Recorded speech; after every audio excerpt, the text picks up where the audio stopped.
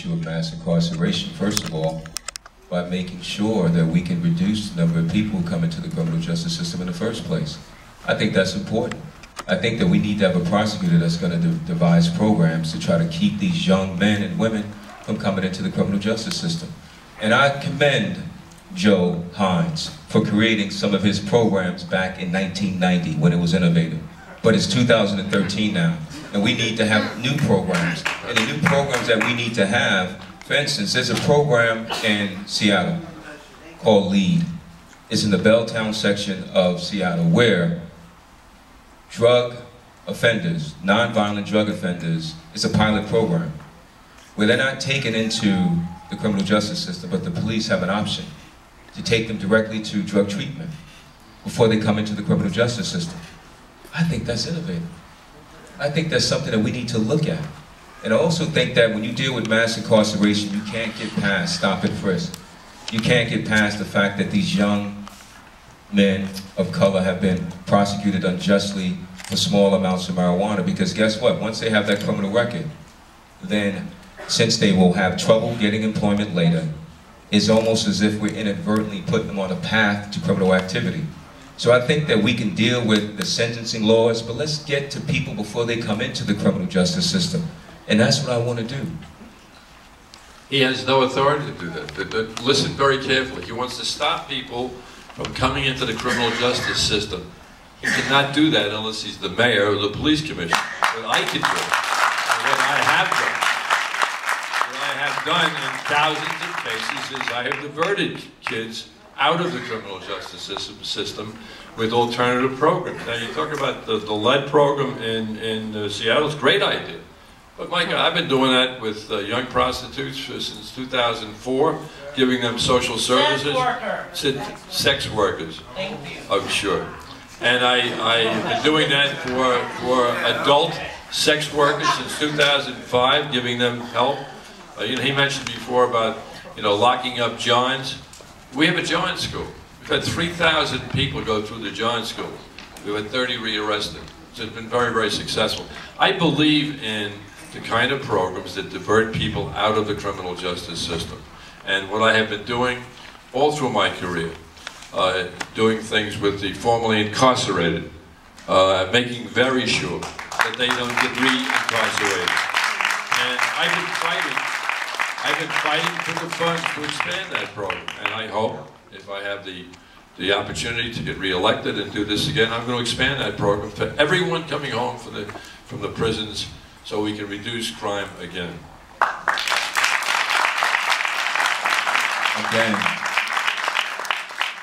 Again, he misses the point. He said that as DA, I would not be able to stop people from coming into the criminal justice system. Well, guess what? I think I can. And let me give you a couple of examples of how. Gun violence is literally killing our children right before our very eyes. From Brownsville to East New York to Chicago to New Orleans. We have to do something about the guns, and I intend to do something about the guns. Because before I became a federal prosecutor, I worked for in President Clinton's Treasury Department. I was an attorney there, and I worked very closely with the ATF. I worked with the ATF when those ATF agents were murdered in Waco, Texas by David Koresh. The ATF has got to do a better job of interdicting these guns. These guns are not made in Brooklyn. They come up from Virginia and other southern states. Now, there are groups right here in Brooklyn that are on the ground to stop these young men from shooting and killing each other. One is Man Up in East New York. As DA, I want to partner with Man Up. I don't want to just stand at the courthouse door waiting for the prisoners to come in. I want to go into the community and work with Man Up, because when they hear about a beef, they're on the streets trying to dispel that beef before they pull out those guns and start shooting. That's how you can prevent people from coming into the system. I hate to get back to a terribly embarrassing situation for him, but he hasn't done a damn thing about guns, for goodness, ever since he had his press conference. I've taken 2,837 guns off the streets of Brooklyn since my church buyback started in 2008, but more importantly, all of my colleagues have replicated my program. So in sum, we've taken 11,000 guns off the streets of New York City. And I've not heard Ken Thompson say that that's a good program, I would support it. Because he's got Guns for Greatness, which is a myth. Let me just say this. I helped launch Guns for Greatness, as I said before. It is not my program. I helped them get it off the ground. They came to me, I wrote the proposal. And then you washed your hands of it. And then, okay, but the walked difference, away. Can I finish? Can I finish? The difference between me and him is, he said this just a week or so ago, that his gun buyback programs are not targeting young criminals with guns. He said it, the Daily News, about 2 weeks ago. They had a press conference on a Sunday at City Hall, at the City Council, announcing the $300,000 that's going to be given to gun buyback programs. And he told the Daily News, I'm not targeting young criminals with guns. I'm targeting older folks who have guns hidden in their homes and cars. That's the difference between Joe Hynes and me. I want to target the young men on the streets who are killing people with those guns. And so the Guns for Greatness program that I helped launch literally targeted these young men. We went on Hot 97 and promoted it. We promoted it in the Source magazine because we've got to get into the community and get to those young guys who don't necessarily respond to his gun buyback programs. We have to be innovative here. There's no panacea for this gun violence. But for him to try to criticize me, a private citizen who got 115 guns off the street in 6 hours. And you didn't pay a nickel for them. I paid for all the guns. Kelly and I paid for the guns. I may have medals, don't I?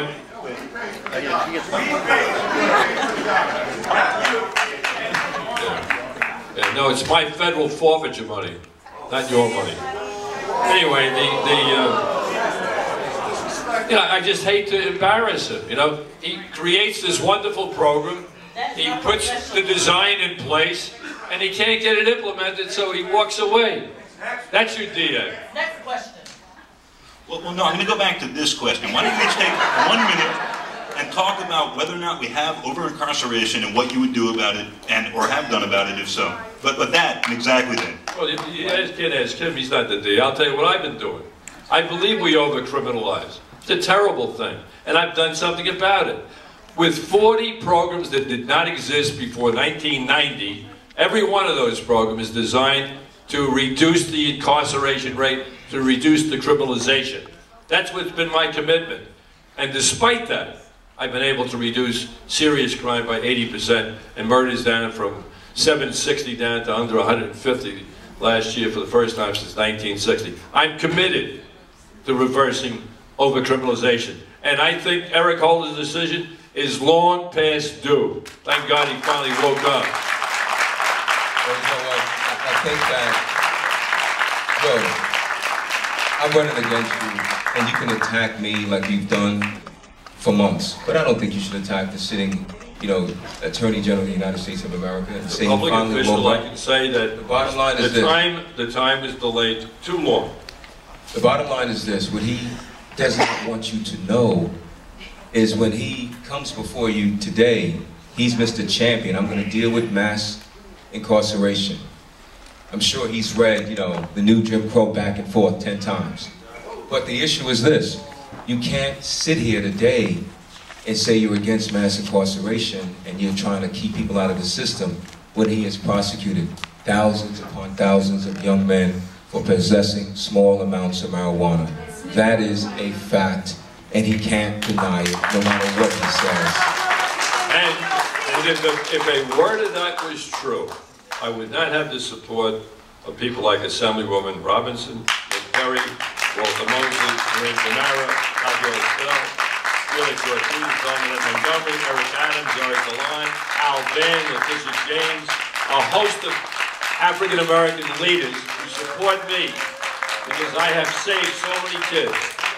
You know what? If I was in office for 24 years, I think I would have support too.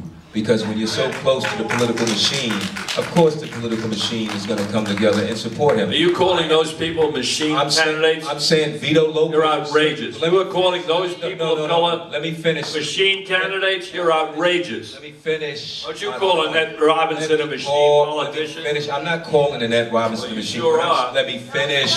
We certainly know that your good buddy Vito Lopez is a machine politician. And is a machine politician who you have turned your blind eye to. What I'm saying is this. He's been in office for 20 almost 24 years. What do you expect? You expect that he's going to have some endorsements. But it is extraordinary, I think, that 4 distinguished members of Congress who come from different backgrounds, Congressman Jeffries, Congresswoman Clark, Congresswoman Velasquez, Congressman Nadler, they come from different backgrounds, but they have one thing in common. They want him out. And so at the end of the day, I'm not going to sit here and trade my endorsements for his. It is a fact that Brooklyn needs a new DA. And if I sat up here and said that Joe Hynes never did anything good in those 23 years, I'll be lying to you. I'm not going to say that. But what I'm going to say is time for a new DA. It's time for someone else to have a chance to run that office. Someone else who's going to build upon the programs that he started. Build upon them. Figure out ways to make them better. And devise other programs. That's what I tend to do. The makeup is a shock to Ken Thompson. But the first time since I became district attorney, I have the support of the Democratic organization. The first time, in a contested race. In 1989, I didn't have their support. When Sandra Roper ran against me, I didn't have their support. Obviously, after indicting the county chairman of Kings County in 95, or 2005, I didn't have their support. This is the first time I'm getting their support, and it's on the merits.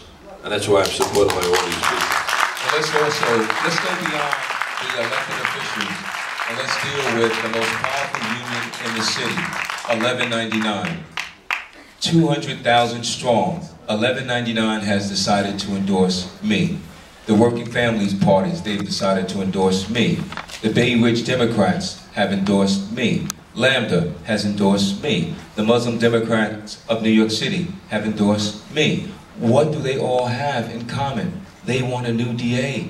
They know that it's time for a new DA because we cannot have innocent people being convicted for murders that they didn't commit. Because when an innocent person goes to prison for a murder that they didn't commit, that person's life is destroyed. Their family's life is destroyed. And the guilty are left to remain among us. It is extraordinary that he has to review 50 tainted homicide cases. And he wants to throw Detective Scarcella under the bus.